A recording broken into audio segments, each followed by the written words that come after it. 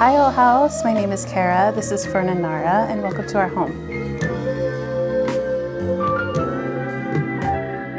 I would say my home is a blend of different styles. I like to err on the side of whimsy, witchy, boho. I do love modern aesthetic as well, and you can see that implemented a little bit around here. But I think my favorite type of inspo is when you see the Victorian homes that are just so ornate and beautiful, but definitely have the imperfections of time. And I love how they have just these chandeliers, but then they'll have chipped paint, candle wax that's definitely been there for ages. You can tell that there's history and beautiful memories that have been made there.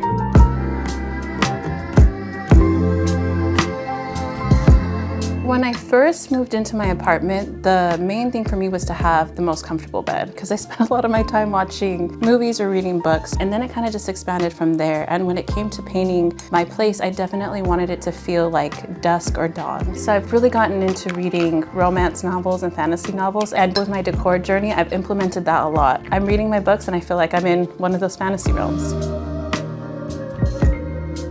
I was very lucky to find this place because I feel like I was looking on the market for a really long time. The sunset is so close to the water. I definitely have my local haunts here. Like, I love the fact that like my neighborhood pub is just around the corner and I can go have a great dinner and then be home in bed by 9.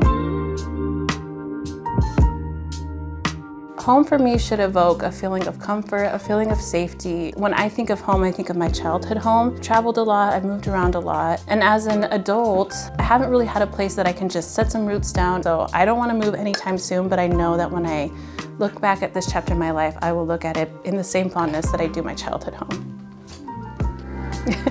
Thank you. Amazing answer. Oh, thank you.